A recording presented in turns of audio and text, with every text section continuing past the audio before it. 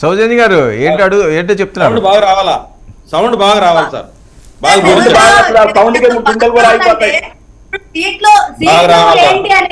మా జనసేన టీడీపీ చూసుకుంటాయి పార్టీలు, వీళ్ళకి దాంట్లో బాగా సెన్సార్ కట్లు బాగా నేర్చుకున్నారండి. ఎక్కడ సినిమాలో సరిగా వస్తుందా లేదా? ఒక్క నిమిషం నరసింహ గారు ఏం చేస్తుంది తెలుగుదేశం గారు? ఏడుపు అయిపోయింది మీకు. నరసింహ గారు జనసేన మాట్లాడినప్పుడు కూడా మీరు ఇంటరప్ట్ చేస్తే ఎవరికి అర్థం కాదు. ఒంటరిగా పోటీకి సిద్ధమైన మాకు ప్రెస్టేషన్ ఎలాగైనా జగన్మోహన్ రెడ్డి గారిని ఓడించాలని భయంతో ఉన్న వాళ్ళకి ప్రెస్టేషన్, వాళ్ళకి నిద్ర రావట్లేదా?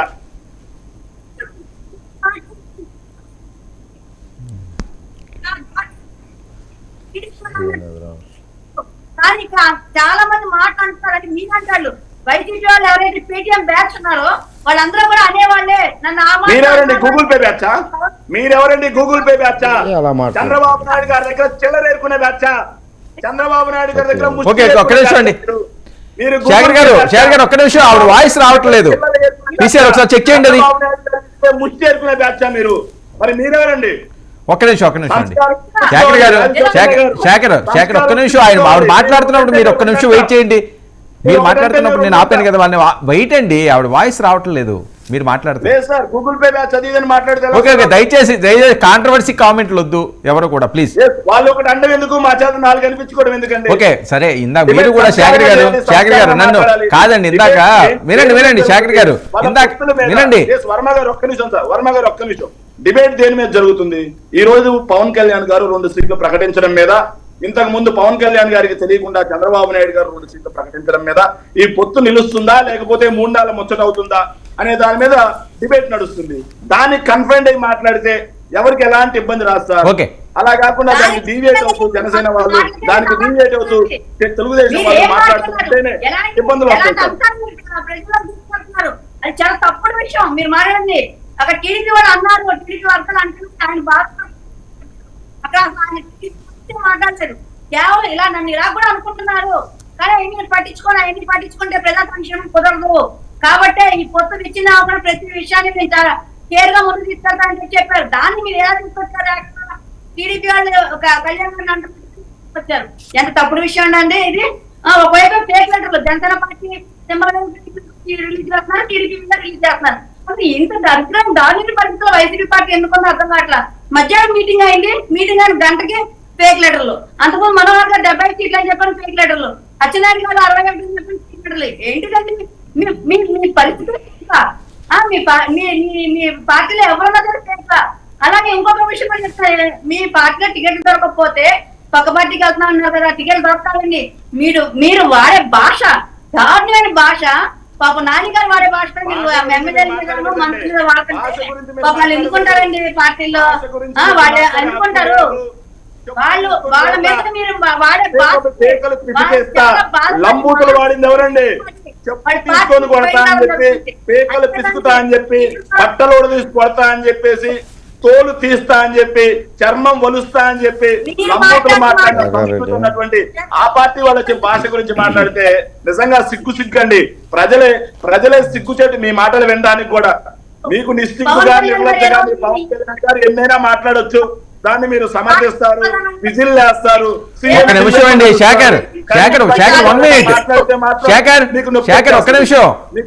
మీరు మాట్లాడితే ఆవిడ వాయిస్ మ్యూట్ అవుతుంది, అదే టెక్నికల్ ఇష్యూ ఉంది. వెయిట్ చేయండి ఒక నిమిషం, మీరు రాసుకోండి, మీకు ఇస్తున్నాను కదా. రైట్ ఓకే సరేనండి. ఇందాక మీరు ఏమన్నారు, పవన్ కళ్యాణ్ గారు నన్ను కుక్కలా చూస్తున్నారన్నారు. ఆయన ఎక్కడ అన్నాడండి? నేను ఎప్పుడైతే వెళ్ళలేదు. సరే సరే, మీ దగ్గర ఉంటే ఓకే అనొద్దు, అలా కాదండి. మీరు ఉంటే వాస్తవంగా మీరు వింటే మేము ఎవరో చూడలేదు, వినిపించండి, మేము వింటాం. నేను స్క్రోలింగ్ చూసానండి. ఓకే స్క్రోలింగ్ ఏమన్నది, ఎవరికి నచ్చినట్టు పెట్టుకుంటారు. సరే సరే ఓకే సరే. మనతో పాటు గుప్తా గారు కూడా చేయండి. గుప్తా గారు నమస్తే. నమస్కారం. ఆంధ్రప్రదేశ్ రాజకీయాల్లో అసలు ఏం జరుగుతుంది, ప్రజలు ఏమనుకుంటున్నారండి? పొత్తుల అంశం ఇంకోటి వేరే అంశం కానీ ముఖస్తుతి మాటలు కాకుండా గర్భంగా మాట్లాడాలంటే రాష్ట్రంలో ఉన్న ప్రతి ప్రజలు కోరుకుంటున్నారు పొత్తుని. చంద్రబాబు నాయుడు, పవన్ కళ్యాణ్, తెలుగుదేశం, జనసేన కాదు, ప్రజలు మొత్తం పొత్తు కోరుకుంటున్నారు. ఎందుకంటే ఒక బలమైన వ్యక్తి అతను చేశాడా, ఆ పార్టీ అభ్యర్థులు చేశారా, అరాచకం చేశారనే ఒక నానుడి ప్లస్ భూ కబ్జాల మీద కానీ దేని మీద అయినా సరే వైసీపీ ప్రభుత్వం చాలా దారుణాలు జరిగినాయి. ఆ దారుణాలు ఎదిరించాలంటే ఒకే పార్టీ వల్ల కాదు, మీ ఇద్దరు కలిసి పోటీ చేయమని చెప్పి ప్రజలు బలంగా కోరుకుంటున్నారు. సో ఒకే పార్టీ వల్ల కాదు అన్నది క్లారిటీ ఉందా? ఉంది, క్లారిటీ ఉంది. ఓకే, పొత్తు కోరుకుంటున్నారు ప్రజలు. ఆ పొత్తు ధర్మంలో నిన్న ఈరోజు చిన్న స్మాల్ మిస్టేక్స్ జరిగినాయనే ప్రజలందరూ అనుకుంటున్నారు. మన ముఖస్థితికి ఏం జరగలేదు, అంతా బాగుంది అనుకోవడం తప్పు. చిన్న మిస్టేక్స్ జరిగినాయి. గత అయిపోయింది. ఈ రోజు నుంచి చంద్రబాబు గారు, పవన్ కళ్యాణ్ గారు ఉదయంతో మాట్లాడుకొని ప్రజలకు మంచి జరిగేటట్టు రాష్ట్ర అభివృద్ధి కోసము ఈ డిస్టర్బెన్స్లు ఏం లేకుండా ఒకేసారి పొత్తు విషయం కావచ్చు, మేనిఫెస్టో కానీ అన్నీ ఒకేసారి విడుదల చేయాలని. అలానే ఏ పార్టీ కార్యకర్తలకైనా ఒకటి ఉంటుంది గట్టిగా, మీ ఇంటికి మా ఇల్లు దూరం, మా ఇంటికి మీ ఇంటి అందే దూరం అని ఉంటుంది. జనసేన వాళ్ళకి జనసేన పౌరుషం ఉంటుంది, తెలుగుదేశం వాళ్ళకి తెలుగుదేశం పౌరుషం. వైసీపీ వాళ్ళకి ఉండదా? అయిపోయే పార్టీ కదా. అంటే వెంకటరెడ్డి నువ్వు కొద్దిగా కొంచెం బాగు, శేఖర్ రెడ్డి నువ్వు కొంచెం బాగా వస్తాను శేఖర్ రెడ్డి అంటే ఓడిపోయే పార్టీ అని ప్రజల్లో ఉంది. నేను ప్రజల్లో కొన్ని కదా, మనిషినే కదా. అందుకని వాళ్ళు న్యూట్రల్ గా అయితే ప్రజలు కోరుకుంటున్నారు. ఎవరైతే పొత్తుల్లో ఎత్తులు ఉంటాయి, కత్తులు దూసుకోవడాలన్నీ ఉంటాయి, సహజం. ఏమీ లేకపోతే అది అసలు జనాల్లో టాపిక్ కూడా ఒకేసారి టికెట్లు ఇచ్చిన ఈ ట్విస్టులన్నీ. మీ ఆర్య వయసు సంఘానికి మీరు ఏపీ పొలిటికల్ అఫైర్స్ చైర్మన్ కదా, ఆర్య వయసులు ఈసారి ఏం కోరుకుంటున్నారు, ఏ పార్టీని ఏం కోరుకుంటున్నారు, మీ డిమాండ్స్ ఏంటి, మీ సీట్లు ఏంటి? మాకు సహజంగా వ్యాపారాలు చేసుకునే కులం, సామాజిక వర్గం. మాకు ఎవరు డబ్బు ఇవ్వబనిలే, ముష్టి పడాల్సిన పనిలే, పథకాలు పనిలే, ఏం పనిలే. మా యొక్క ప్రాణమాన రక్షణ కల్పించే గవర్నమెంట్ ఏదైతే అది కావాలని కోరుకుంటున్నాం. గతంలో చిన్న తప్పులు జరిగినాయి, అంత పెద్దవి కాదు. ఈ గవర్నమెంట్లో మా వాళ్ళు దాదాపు 40 మంది మీద కేసులు పెట్టడం జరిగింది, 9 మంది 8 మంది చచ్చిపోవడం జరిగింది. ఇక ప్రత్యక్ష బాధితుడిని నేనే. ఒక సలహాలు ఎట్నే టీవీలో ఇచ్చినందుకు ఇంటి మీద దాడి, లాడ్జీలో కొట్టి వీడియోలు అన్ని టీవీలు ఇవ్వడము, తర్వాత SC/ST కేసు, గంజాయి కేసు, లిక్కర్ కేసు. సరే ఇంకా 2 కేసులు అంటే చంద్రబాబు కోసం ఆమరణ నిరాహారదీక్ష చేస్తే నేను ఆమరణ నిరాహారదీక్ష చేశా, ర్యాలీలో పాల్గొన్నా. ఈ 2 తీసేస్తే 3 కేసులు 2 సార్లు జైలుకి పంపించాడు. ఒక ఆర్డినరీ మామూలు మధ్యతరగతి ఆర్య వయసు. సో అది మీ కోపమా వైసీపీ అంటే?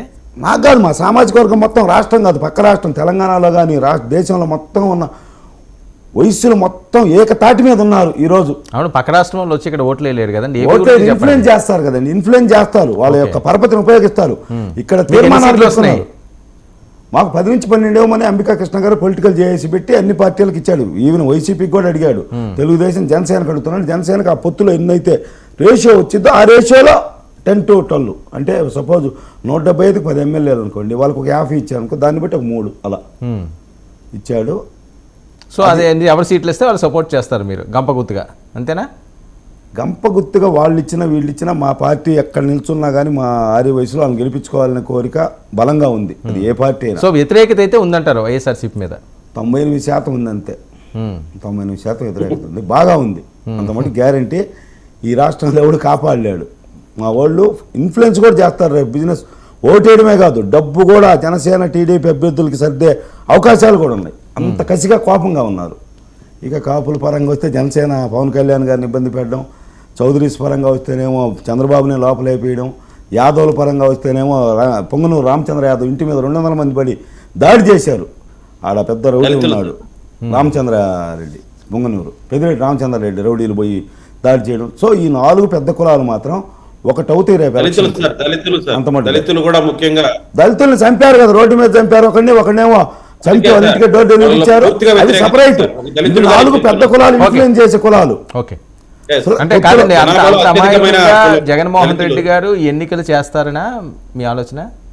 ఆయనకి తెలిసేలోపు జరిగిపోయింది. నన్ను కొట్టమని ఆయన చెప్పాడా, లేకుంటే వాడిని సుధాకర్ని చంపమని చెప్పాడా, లేకుంటే డ్రైవర్ని చంపమని చెప్పాడా? ఆయనకి తెలిసేలోపు అయిపోయినా ఆయన యాక్షన్ తీసుకోవడం బాగా లేట్ చేశాడు. ఎమ్మెల్సీ ఉందండి, చేశాడు, ఎమ్మటి తీసేయాలి. నా మీద దాడి జరిగింది, 6 నెలల తర్వాత మినిస్టర్ తీశాడు బాలినేనికి. ఎమ్మటి తీసేసి ఉంటే ఓ అని మా ఆర్య వయసులు హ్యాపీగా ఉండేవాళ్ళు. ఇప్పటికి కూడా టికెట్ ఇస్తాం లేదని బాగా ఊగిసలాడుతారు. మా ఆర్య వయసుల మీద దాడి చేశాడు కాబట్టి అతను తీసేస్తాను ఒక మాట ప్రకటించమనండి, కొంత కవర్ అయింది. అట్లాంటి సరిదిద్దు చర్యలు లేవు. నేను చెప్పిందే వేదం, నేను రాసిందే రాజ్యాంగం, నేను చెప్పిందే వేదం అని ఒక ఇట్లా పెద్ద పెద్ద రాజులే కనపడకుండా పోయారు. మనం ఎంత అంతే.